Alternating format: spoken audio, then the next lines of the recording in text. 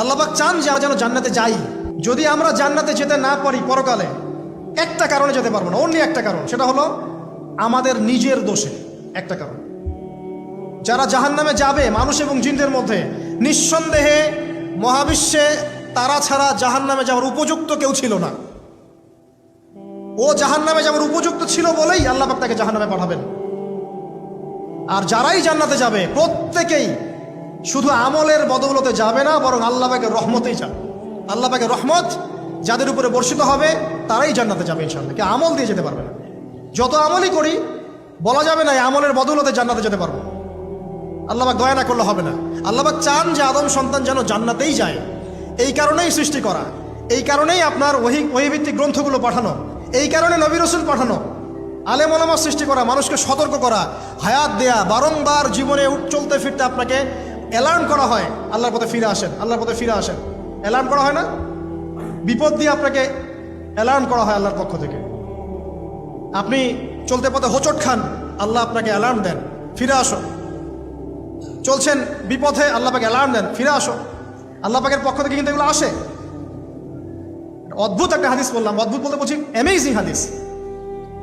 যে একজন সাহাবী বলছেন, সালমান রাদিয়াল্লাহু আনহু, তিনি বলছেন যে যখন মুমিনের উপর বিপদ আপদ বালা মুসিবত আসে, তখন মুমিনের এই বিপদ আপদ বালা মুসিবত রোগ শোকের বদৌলতে আল্লাহ পাক তার গুনাহগুলোকে মাফ করে দেন এবং তার মর্যাদাকে বাড়িয়ে দেন এবং সে আল্লাহর দিকে ফিরে আসার অনুশোচনা করার সুযোগ পায়। আর যখন কাফের মুশরিক বা ফাসেক মানুষকে এইসব রোগ ব্যাধি বিপদ আপদ বালা মুসিবত ঘিরে ধরে, তার দৃষ্টান্ত সেই উটের ন্যায় যে উটটাকে তার মালিক বেঁধে রেখেছে, এরপর ছেড়ে দিয়েছে। সে উটটা বুঝতেও পারলো না কেন তার মালিক তাকে বেঁধে রাখলো আর কেনই বা তাকে ছেড়ে দিল। কথাটা কি বুঝতে পারছেন? যারা আল্লাহ দ্রোহী তাদের উপর যখন বিপদ আপদ বালা মুসিবত আসতে থাকে, তারা বুঝে না যে কি জন্য আসলো আর কেন চলে গেল। কিন্তু মুমিন ব্যক্তি যারা মুসলিম, আল্লাহর অনুগত, তাদের বিষয়টা হচ্ছে এমন, বিপদ আপদ বালা মুসিবত রোগ ব্যাধি তাদেরকে আল্লাহর দিকে ফিরিয়ে নিয়ে আসবে ইনশাআল্লাহ। দেখুন, এই যে পৃথিবীতে নামিয়ে দেয়া, এরপর আল্লাহর পক্ষ থেকে ঐশী গ্রন্থগুলো পাঠানো, নবী রাসূল পাঠানো, আলেম ওলামা পাঠানো, আপনাকে হায়াত দেয়া, আপনাকে রিজিক দেয়া, এই শ্বাস নেওয়ার ক্ষমতা দেয়া, আপনাকে জ্ঞান বুদ্ধি দেয়া, বিবেক দেয়া, যে আমি তার পাশে লাউ গাছ উৎপন্ন করলাম। কোন গাছ? খেতে পারেন, এর শাক এবং এই যে ফল, এটার মধ্যে নিঃসন্দেহে এমন এমন কিছু উপাদান আছে যেটা হয়তো আমরা জানিও না, আবিষ্কার করা হয়নি। তিনি সুস্থ হয়ে গেলেন আলহামদুলিল্লাহ। আমরা তো শিখেছি সমাজবিজ্ঞান বইগুলোতে যে আমাদের পূর্বপুরুষরা নাকি গুহায় থাকতো আর গাছের ছাল পাতা খেয়ে থাকতো, তাই না? লতা পাতা খেয়ে থাকতো, গাছের ছাল পাতা খেয়ে থাকতো, পোশাক পরতো আর কি। বোগাস, ডাহা, মিথ্যা কথা। আল্লাহ রাব্বুল আলামিন সূরা বাকারা এবং সূরা আরাফ পড়ে দেখেন, আল্লাহ পাক বলছেন যে আদম আলাইহিস সালামকে আল্লাহ পাক সমস্ত নাম জ্ঞান শিক্ষা দিয়েছেন।